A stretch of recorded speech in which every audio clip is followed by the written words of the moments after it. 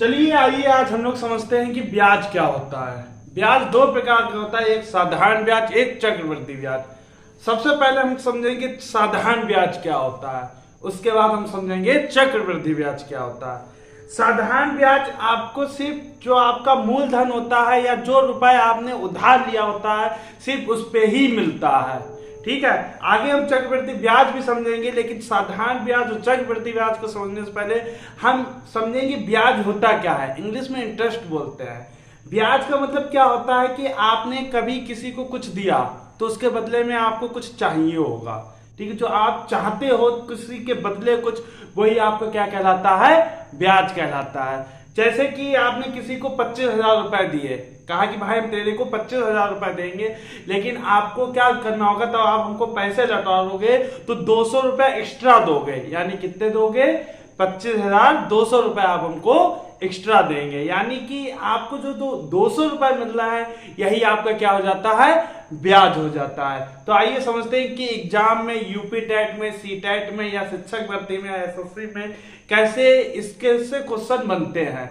लेकिन एक बात याद रखिएगा, बेसिक से थोड़ा हल्के हल्के हम क्या करेंगे, 8 से 10 वीडियो में हम साधारण ब्याज को कंप्लीट करेंगे। ठीक, तो बेसिक से हम थोड़ा थोड़ा हाई लेवल पे बढ़ेंगे। तो सबसे पहले आपने ब्याज समझ लिया क्या होता है ब्याज, तब हम किसी के बदले कुछ हमको मिलता है। हमने किसी को 10,000 रुपए दिए, उसने हमको 12,000 रुपए लौटा दिए, यानी कि 2,000 रुपए एक्स्ट्रा दिए, तो जो 2,000 रुपए आया वो आपका क्या कहलाएगा, ब्याज कहलाएगा। चलिए आइए समझते हैं क्वेश्चंस कैसे बनते हैं। देखिए क्वेश्चंस लिखा हुआ है, ठीक है, फॉर्मूला हम बताएंगे कैसे यहाँ पे फॉर्मूला लिख के आता है।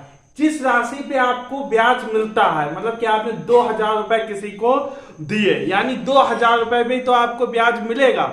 तब 2,000 रुपए पे आपको जो ब्याज मिलेगा, वो आपको जिस राशि पे ब्याज मिलता है उसी को हम क्या कहते हैं, मूलधन, या क्या कहेंगे, प्रिंसिपल अमाउंट कहेंगे, जिस राशि पे हमको ब्याज मिलता है। साधारण ब्याज निकालने के लिए 3 बातें आपको पता होनी चाहिए, तब आप साधारण ब्याज निकाल पाएंगे। एक तो मूलधन जिस पे आपको ब्याज मिलना है, दूसरा कितने वर्ष के लिए आपने दिया है। भाई आप किसी को रुपए देते हो तो आप ये भी तो कहते हो भाई 2 वर्ष बाद हमको लौटा देना, 3 वर्ष के लिए है, 4 वर्ष के लिए है, या 1 वर्ष के लिए। यानी कि आपके पास क्या होना चाहिए, मूलधन होना चाहिए, आपके पास वर्ष होना चाहिए, आपके पास दर होनी चाहिए। दर का मतलब कि भाई 2,000 रुपए पर 20% पे आपको देंगे या 5% की दर पे देंगे। दर का मतलब यहाँ पे परसेंटेज से होगा कि 2,000 रुपए का हम 200% लेंगे या 2,000 का हम 10% ब्याज लेंगे।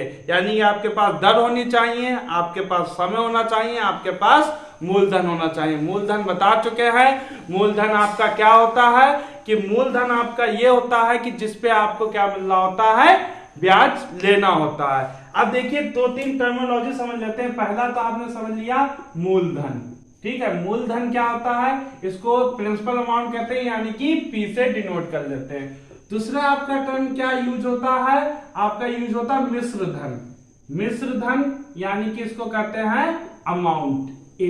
अमाउंट का मतलब जितना आपका रुपया बाद में मिल रहा है। मान लीजिए आपने किसी को 20,000 रुपए दिए, ठीक है, उसने आपको कितने लौटा दिए, 200 रुपए लौटा दिए। ठीक है, यानी आपको कितना मिल रहा है भाई, 20,000 में हम क्या करेंगे भाई, 200 रुपए हम क्या करेंगे, ऐड कर देंगे।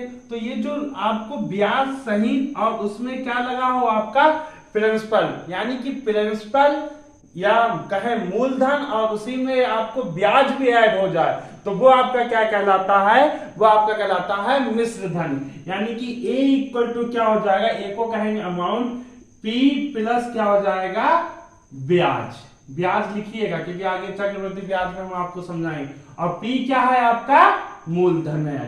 ठीक है, तो आपसे कहा जाए कि भाई मिश्र धन बताइए, तो जो आपका मूलधन होगा उसमें आप ब्याज को जोड़ दीजिएगा, वही आपका मिश्र धन हो जाएगा, वही आपका क्या हो जाएगा, अमाउंट हो जाएगा। अब देखिए यहाँ पे आप ब्याज समझ लिया है। अब समझिए कि सवाल कैसे बनता है या फॉर्मूला कैसे आता है साधारण ब्याज का।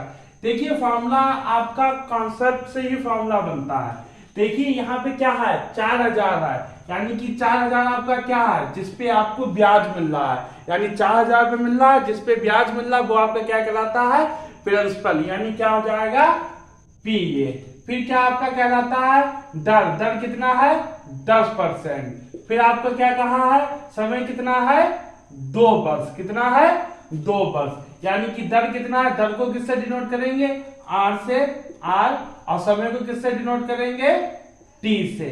तो यही आपका क्या हो जाता है SI का फॉर्मूला हो जाता है। ठीक, यही आपका क्या हो जाता है SI का फॉर्मूला हो जाता है, यानी कि जो चीजें दे रखी है उसी को आप क्या कर दीजिए मल्टीप्लाई कर दीजिए, SI का फॉर्मूला बन जाता है। यहां से ये तो परसेंटेज का सिंबल हटाएंगे तो क्या हो जाएगा SI equal to 4000 into 10 into 2 upon का क्या हो जाएगा 100, यानी क्या हो जाएगा भाई 4000 क्या है आपका P है, 10 क्या है आपका दर है R, परसेंटेज का सिंबल हटा दिया, 2 क्या है T है, तो ये T अपान में क्या आ जाएगा 100। तो देखिए यहां से आपका क्या हो गया SI का फॉर्मूला निकल आया, क्या हो गया SI equal to P into R into T upon का 100।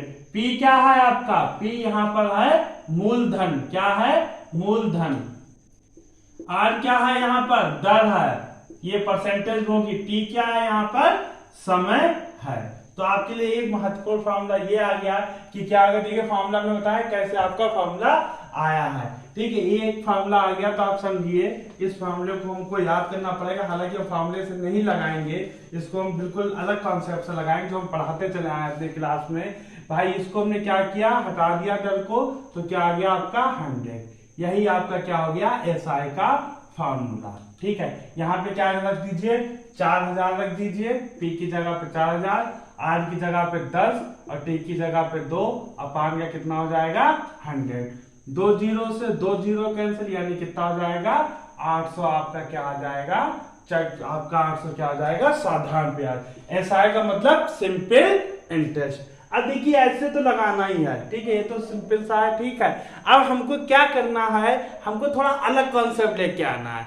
क्या कॉन्सेप्ट लेके आना है समझिए, फॉर्मूला भी आप समझ लीजिएगा।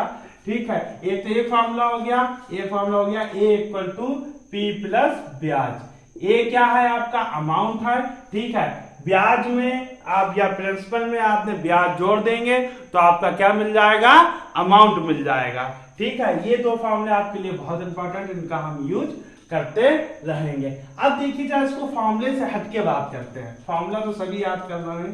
ठीक है, हमने आपको बताया था अगर प्रॉफिट लॉस हो और 20% दे रखा हो तो 1/5 इसमें प्रॉफिट हो रहा है तो 1 जोड़ देंगे, लॉस हो रहा तो 1 घटा देंगे, यानी 6/5 ये CP हो जाएगा, ये SP हो जाएगा। लेकिन यहाँ पे क्या है साधारण ब्याज है, तब क्या होगा अगर यहाँ पर सिंपल इंटरेस्ट की दर दे रखी हो, कहा जाए साधारण ब्याज यानी कि 20% यानी 1/5, 1/5 यहाँ पे ये क्या हो जाएगा आपका मूलधन हो जाएगा और ये क्या हो जाएगा आपका साधारण ब्याज हो जाएगा। क्या हो जाएगा साधारण ब्याज हो जाएगा। क्लियर, फिर से समझते हैं कि क्या हमने कहा है। देखिए हमने कहा है कि अगर मान लीजिए 10% दर दे रखी है तो 10% दर की फ्रैक्शन वैल्यू 1/10, नीचे वाला क्या हो जाएगा आपका, नीचे वाला ये हो जाएगा आपका मूलधन यानी कि P और ऊपर वाला क्या हो जाएगा आपका SI यानी कि सिंपल इंटरेस्ट। याद रखिएगा हौच पौच मत कर दीजिएगा इसमें आपका P, तब साधारण ब्याज की बात करेगा नीचे क्या आएगा P, ठीक है, तब प्रॉफिट एंड लॉस की बात करेगा नीचे क्या आएगा CP आएगा, इस बात को याद रखिएगा।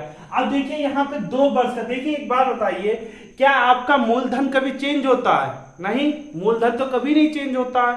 ठीक है, चेंज क्या होता है भाई सब ब्याज आपका चेंज होता है। मान लीजिए एक साल में आपको 200 रुपए मिले, अगले साल में 300 रुपए मिले, लेकिन मिले तो एक ही धनराशि पे होंगे। ठीक है, तो ब्याज आपका चेंज यानी कि आपका जो वर्ष 2 वर्ष दे रखा है ये किस पे इफेक्ट डालेगा, ये इफेक्ट डालेगा आपके ब्याज पर। अगर हम यहां से बात करें तो आपका मूलधन कितना है भाई, अगर हम इसकी बात करें यहां से बात करें, यहां से बात करेंगे तो मूलधन आपका जो होगा वो कितना होगा 10 होगा, मूलधन यानी कि P कितना हो जाएगा 10, और आपका जो ब्याज होगा, ठीक है, जो ब्याज होगा यानी कि SI वो क्या होगा, वो होगा आपका A। लेकिन जो आपका समय दे रखा होगा, समय से आपको मल्टीप्लाई करनी पड़े, तो यहाँ पे टी लिख लीजिए। ठीक है, क्या लिख लीजिए? टी, 1 की मल्टीप्लाई टी से। लेकिन यहाँ पे क्या आ जाएगा, आपका समय कितना है 2, तो 1 इंटू 2, तो आपका ब्याज कितना हो जाएगा 2 हो जाएगा।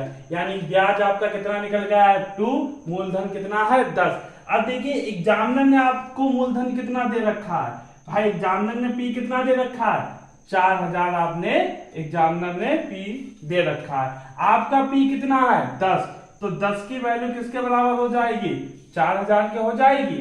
यानी 1 0 से 1 0 कैंसिल, यानी 1 की वैल्यू किसके बराबर हो जाएगी, 1 की वैल्यू 400 के बराबर हो जाएगी। हमको निकालना क्या है साधारण ब्याज। साधारण ब्याज आया निकल के कितना 2, तो हम यहाँ पे किससे मल्टीप्लाई कर देंगे, दोनों तरफ 2 से। तो देखिए फॉर्मूले से भी 800 आया था और इससे भी। ठीक है, तो साधारण ब्याज कितना है 2, यानी कि ब्याज बराबर कितना हो जाएगा आपका 800 हो जाएगा। क्लियर, कितना हो जाएगा 800 हो जाएगा। अब देखिए क्या है यहाँ पर, इसको ये तो समझ में आ गया। अब देखिए यहाँ पे ब्याज के अलावा और भी क्या पूछ सकते हैं। इसी में अगर यहाँ पर 3 वर्ष होता तो हम यहाँ पे किससे मल्टीप्लाई करते, 3 से मल्टीप्लाई करते। यहाँ पे 4 वर्ष होता तो हम यहाँ पे किससे मल्टीप्लाई करते, 4 से मल्टीप्लाई करते। यहाँ पे अगर 5 से होता तो यहाँ पे किससे मल्टीप्लाई करते, 5 से। यानी कि आपको एसआई में क्या कर देना है भाई, एसआई में क्या कर देना है, एसआई में आपको टी से मल्टीप्लाई कर देना है। एसआई कितना है 1 और टी कितना है 2, तो आपको क्या निकल आएगा साधारण ब्याज निकल आएगा। अब देखिए यहाँ पर ये तो बात निकल के आ गई, लेकिन एक बात याद रखिएगा, यहाँ पर क्या होता है जो आपको वर्ष होगा, ठीक है, जो 2 वर्ष होगा ये हमेशा किस में होना चाहिए, वर्ष में होना चाहिए। अगर यहाँ पे मान लीजिए उन्होंने 5 दिन दे दिया, ठीक है, कितने दे दिया 5 दिन दे दिया, तो बच्चे हम क्या करेंगे, यहाँ पे समझ लीजिएगा, इसका आंसर बताइएगा।